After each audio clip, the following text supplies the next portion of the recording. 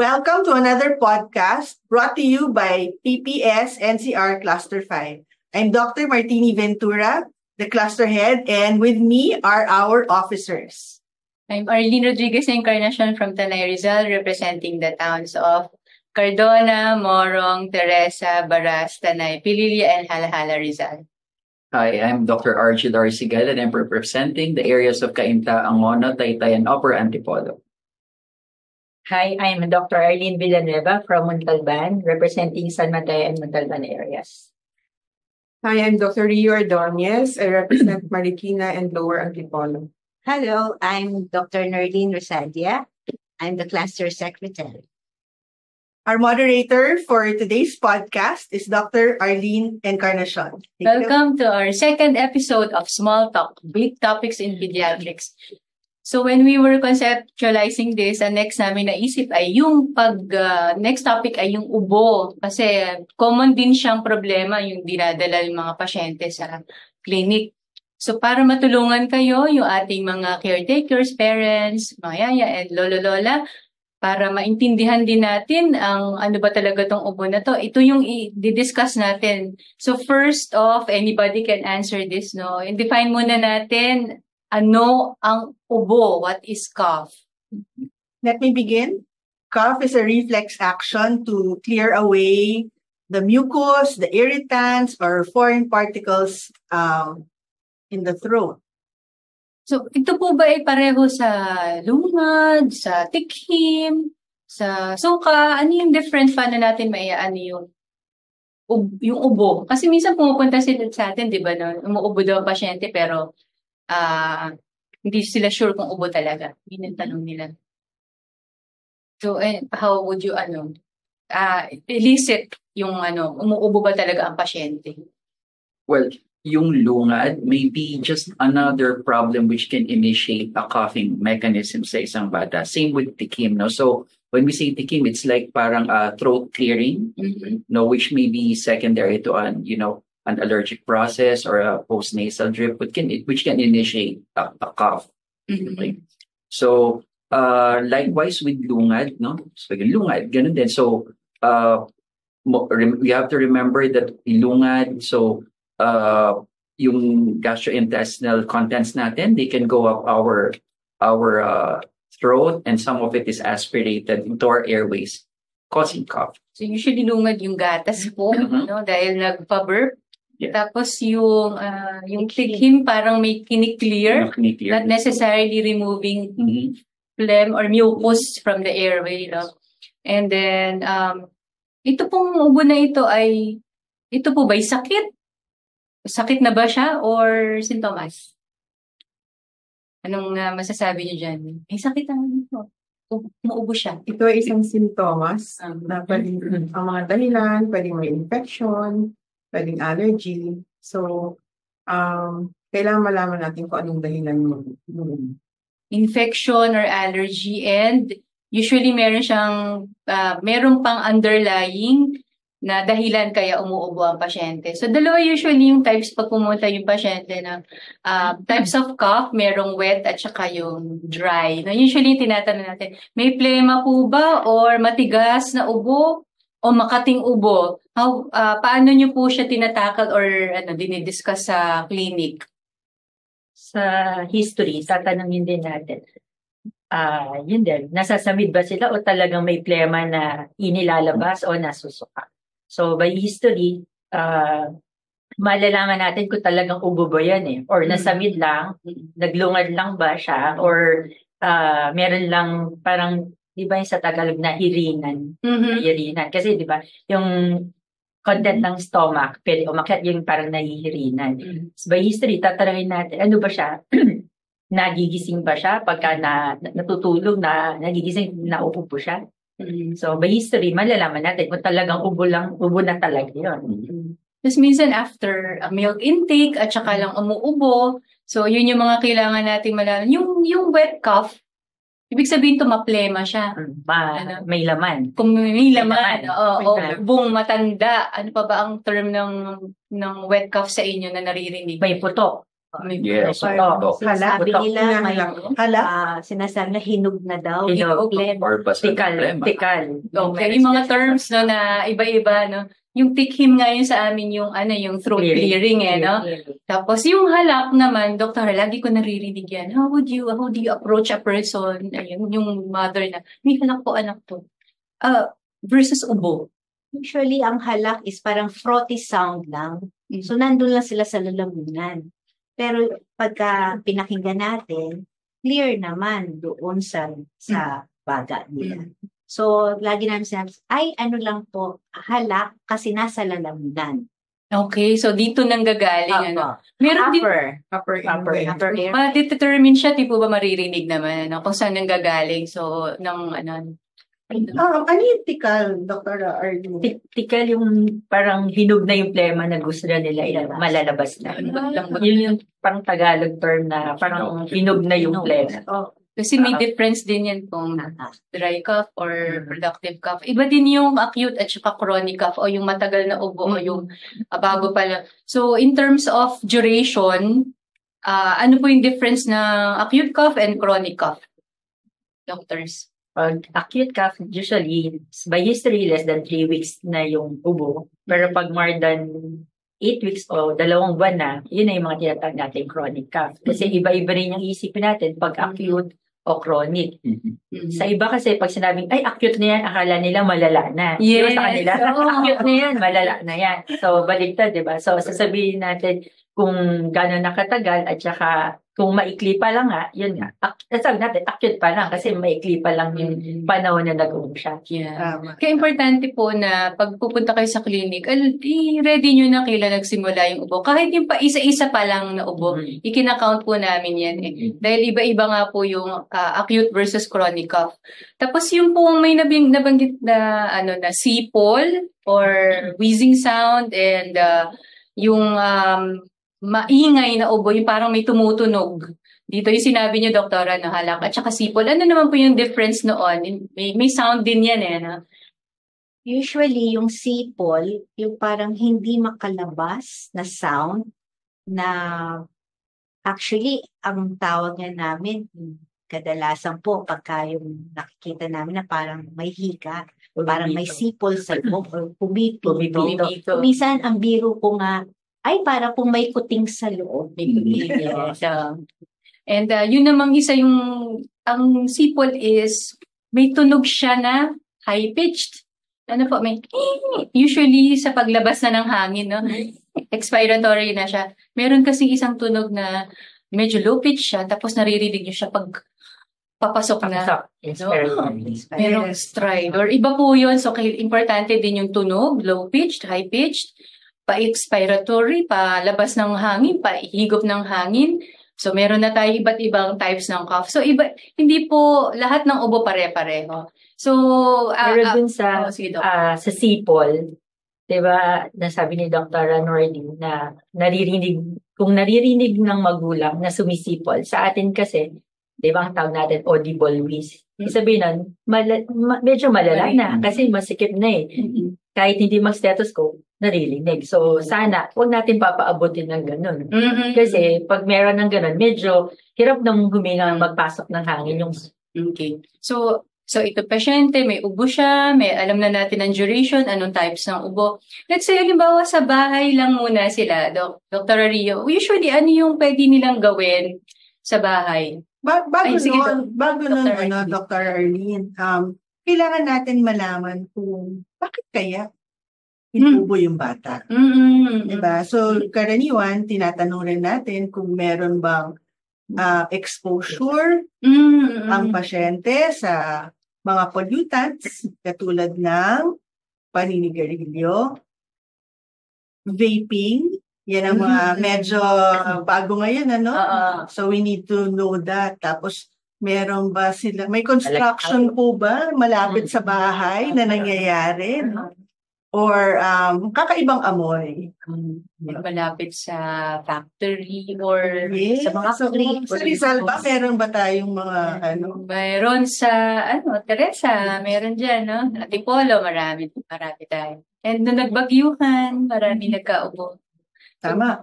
So kung sa bahay, kung meron sila mga alagang hayop na pwede mag-trigger din ng palaging ubo sa mga kasama sa bahay. Magamit ng uling at nagsisiga ng mga garbage, yung mga basura, no? Which is hindi na po inaalaw ang open flame, no? Bawal na siya sa batas. Bawal. No? At saka kung merong ibang may sakit sa bahay, na kung sa kanina nahawa yung kanina. So yun yung mga tatanungin namin sa inyo pag kayo ay pumunta sa clinic, no? So alamin nyo na. Going back to home remedies, Doktora, ano yung usually naririnig nyo and ina-advise nyo? Usually, pagdating nila, yung iba pinapainom na nila sa labat yung bata, yung older kids. Nilagyan ng honey, yung mga first aid remedy sa bahay. Yung iba naman nakainom na ng lagundi. Usually, meron na binibigyan din sila sa center yung mga medications na to. So, pagdating sa atin, usually pag check up, meron na silang ibang naiinom na ibang gamot, usually. Then, syempre, pag na-check na natin, that's the time na kung anong klaseng ma-check natin kung anong mga gamot na kailangan nila. Yung pong pinapainom ng ampalaga para daw isuka ng bata, yung plema, naririnig niyo po ba yun? Yes. So, what do you tell the parents about it? So, if I may, sorry. Dr. Arlene, kasi di ba most of these parents, no, binibigay nila yung katas ng ampalaya, no, to initiate yung vomiting. Pero you have to remember that when you say vomiting, this already comes from your stomach. And most of these patients, especially those who are under 6 years old, who don't really know how to expectorate, whenever they cough, most of the time they swallow yung phlegm. So, yung phlegm na yun, andun na sa gastrointestinal tract nila or probably nasa stomach. So, when they give the ampalaya, di ba mapait? So, sometimes it initiates vomiting. Kaya paglabas, phlegm, pero hindi na galing dun sa airways, but coming from the gastrointestinal tract na. Correct. Masama po bang malunok yung plema? Gusto nga niya isuka ng mga bata. Paano kung nalunok? Wala namang harm. Wala namang harm. It will eventually pass out. Huwag po kayong mag-alala kung nalulunok ng bata. Kasi iba kinukurot yung mga anak eh. Huwag yung pinita sumuka. Hindi ko mas delikado pag sumusuka dahil sa pinapainom na mga pagpalit. Correct. Mas ayaw natin yun. Other medications na naririnig natin, oregano. And how about yung nagsa-self-medicate or yung pwede nang bilhin over the counter? What can you say about it? Mga gamot na nabibili o gamot ng kapitbahay, anong pinapayo nyo doon? Well, I tell them na hindi po pare-pareho ang klase ng ubo, hindi po pare-pareho ang gamot na kailangan nila. At baka yung ginamit ng kapitbahay nyo ay makasama doon sa gagamitin nyo para sa anak nyo dahil magkaiba ang kondisyon nila. So, hanggat maaari po, dali nyo sa pinakamalapit na center or kung meron po kayong pediatrician, dali nyo na po para po na talagang mas tama ang maihatod at marinig kung ano talaga ang nangyayari. Okay. So, yung ubo, iba-ibang klase, narinig nyo naman kanina na ang dami namin tinatanong, no? Iba-ibang types, tapos iba-iba rin ang gamot. So, hindi po pwede kung ano yung gamot ni kapitbahay, ayun din ang gamot ninyo. Nagpapasahan pa yan ng bote, minsan, no? Yung natira nung isang buwan, ibinibigay ulit. So, knowing that, kailangan din natin silang payuhan, di ba, ng other, yung sa bahay, yung hydration, yung nababanggit natin na hydration and rest. Tapos, pwede po bang mag-aircon kung inuubo? What can you say about that? Common question din yan, di ba? Pwede naman. Okay, so how about Dr. Norlene, yung medicated drops, yung mga pinapahid na oils, what can you say about that? Sa akin, siguro, yung mga medicated drug, wag lang diretso sa chest po. Kasi pag nalanghap nila, kadalasan po, naiirita lalo yung nostrils. So, lalo silang naghahatching. Minsan, hindi lang hatching, lalong tumutuloy na pag-ubo. Okay lang kung marunong yung kasama sa bahay na hagurin. Hindi ko, yung iba kasi, lalo nagpapanik. So, kung ano-ano ibinibigay, so hanggang magkandasuka yung bata. Yung sa langis. Sa langis naman po, siguro okay lang kung yung mga, ang sabi nila kasi warming oil lang naman yun, para lang daw po hindi malamigan ang likod. No? So, hinay-hinay lang din sa paglalagay kasi baka mamaya magkaroon din ng mga, alam niyo na, naiirita din yung balat ng bata. Yes. So, medyo alalay din. May mga burns din po kasi and may mga G6PD patients tayo na nalalagyan ng mga mentholators. So, ingat talaga dyan. Consult muna tayo. So, yung next naman natin na kailangan din paalam sa kanila is kailangan dalhin yung kanilang mga pasyente sa clinic para ma-check up na natin. Ano yung oobserbahan nila sa mga bata? Mahirap sabihin kung sasabihan mo sila na kailangan after 2 days, pag hindi nag-improve, dadalhin mo. Lagi dapat mo observan kasi iba't ibang klase yung ubo. Minsan, few hours lang na inubo, hingal agad. The moment na nakita mo na hingal, dali mo kaagad sa pinakamalapit na doktor o emergency room. Yung iba naman, inuubo na, di ba, by history, minsan sasabihin nila, 2 linggo na, pero wala lang. Pero mag-worry ka kasi 2 linggo nang inuubo, at hindi pa rin gumagaling, dali mo pa rin syempre yun. Diba? So, parang case-to-case basis. Tapos, bonus din sa caretaker o sa parents kung nagsasabi yung pasyente na nahirap huminga. So, kanya rin, sabi, hirap ako huminga, di ba? Lalo na yung mga asthmatic, dalhin ka agad. Lalo na kung nakapag first aid sa mga asthmatic, nagne-nebulation sa bahay, di ba? So, kapag nakapagpausok na, tapos napapansin mo, walang improvement, wag makapante na nakapag first aid ka na. Kasi the fact na hindi nag-improve, dalhin agad sa doktor. Tapos sa mga younger patients naman na hindi nagsasalita, di ba, irritable sila, hindi sila nag-feed, refuse to take the medication or yung unang first aid na ginawa mo, dali na kaagad sa doktor. Hindi dumidede, nagsusuka, hinihingal. Ayaw uminom ng gamot or yung first aid na binigay mo, hindi rin tolerate. So, hindi siya sa dalas at saka sa tagal ng ubo, nasa presentation pa rin. Would you share din po natin kung okay lang sa inyo yung mga normal rate din para alam natin kung ano ba yung hingal sa kanila? Would you care to share? So usually pag newborn yan, no, 0 to 2 months, 60 ang hinga talaga po niyan eh. Mabilis po talaga. So yung mga after 2 months hanggang 1 year old, ilan yan? Mga usually less than 50 yan. Ang hinga niyan kada minuto, so kakount nyo na yan. Kung mga above 1 year old, ano na siya, mga 40, ganyan, no? Pero around age 5, dapat mga less than 30 ang hinga nila, no? So, binibilang po, per minute po yan, binibilang po yan. And aside from number po, ano pa yung tinitignan sa chest? Na pag napansin nyo, ay, dadalhin na. Sige. Parang umaalon. Maalon. Ano po yung tinitignan para maalon po ba ito? Minsan dito. Dito, lumalalim sa dito, lumalalim.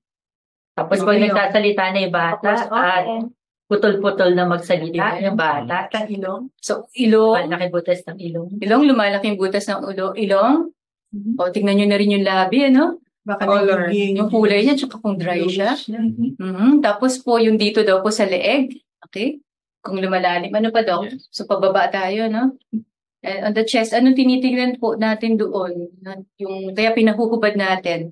Yung tingnan nyo na rin po yung... Bumabakat yung kanyang ribs, no? Kung humihinga. Oo, okay. Halatang-halatan. Oo. Tapos sa ribs yun. And then sa ilalim ng ating rib cage, kung lumalalim din po yun, ano? Kada hinga. So, tinitingnan talaga din po yung pag may nakita kayong mga gano'n na signs, kailangan nyo pundalin talaga sa doctor yung pasyente, no? Pa-check up nyo na po yun. Okay, so yung iba rin, meron silang, di ba, meron na tayong mga nabibiling pulse oximeter, lalo na yung mga asthmatic, meron sila sa bahay. So, once in a while, kuhanan ng oxygenation, basta less than 95, dalhin sa pinakamalapit na emergency. So, less than 95, dalhin nyo na po. So, alam nyo na yung titignan nyo sa bata, kung kailan dadalhin, so kung may pulse oximeter, hindi naman po namin sinasabi na bumili kayo. Kung meron lang po. Tapos hindi na rin, yun, dumidede, dehydrated, nagsusuka, hindi umiinom ng gamot, hindi nag-work yung mga gamot, hindi nyo na rin po kaagad. Okay, talking about cough, hindi lang naman yan yung sakit lang, na ubo lang siya sakit, no? So, related din siya sa ibang sakit. Kaya tayo, ang dami nating tanong sa clinic, no? So, it's also related to, halimbawa, matagal na yung ubo, may nabanggit kayo nag-nebulize, right? Okay, asthma, and ano pa pag matagal na yung ubo? Allergies. Yung isa sa common na sa Pilipinas, tuberculosis. Ano pa po ba? Meron ding gastroesophageal reflux disease, no? Isang common din yan, yung GERD. Tapos, yung isa sa allergies, yung pong Makati dito, na akala natin ubo, pero postnasal drip, no? Common din po kasi siya. Okay. And more serious infections, ano pa ba yung kaya na-admit yung mga pasyente natin? Nagiging pneumonia. Yeah. Okay, so hindi po lahat ng x-ray na pneumonia ay na-admit kasi ang pneumonia din po. Pwede rin naman po siya sa bahay, no? And may bronchitis din, yung maplemang ubo, na pwede rin naman po yung magamot sa bahay. So, we have already discussed yung types ng ubo, duration, mga tunog, consult, yung mga pwedeng gawin sa bahay. Ngayon naman, prevention naman tayo. Ano po ba ang pwedeng gawin ng mga caregivers or caretakers para maiwasan naman na inuubo yung mga bata? I think one of the most important things is to make sure na may immunity ang bata. So, how do you develop better immunity? Eating the correct food, eating the right food for the age. Nutrition. Yes, the nutrition natin. And then, having a healthy lifestyle, exercise, no, para mag-build up ng immunity again. If there is a need for vitamin supplementation, yes, para doon. May dadagdag kayo, Doktora? Vaccination. Ano po ba yung mga makakatulong na vaccines sa Mga katulong na vaccines Sa for the prevention of mga patients. Meron tayong pneumococcal vaccine. Meron tayong HIV, flu vaccine. Ano ba? So far, yun naman ang very common na binibigay. Yung O23. Oo, and it's available in the health centers, yung ating mga vaccine preventable diseases. Ngayon, pag natapos na sila sa health center, then they can come to us as pediatricians for their booster doses.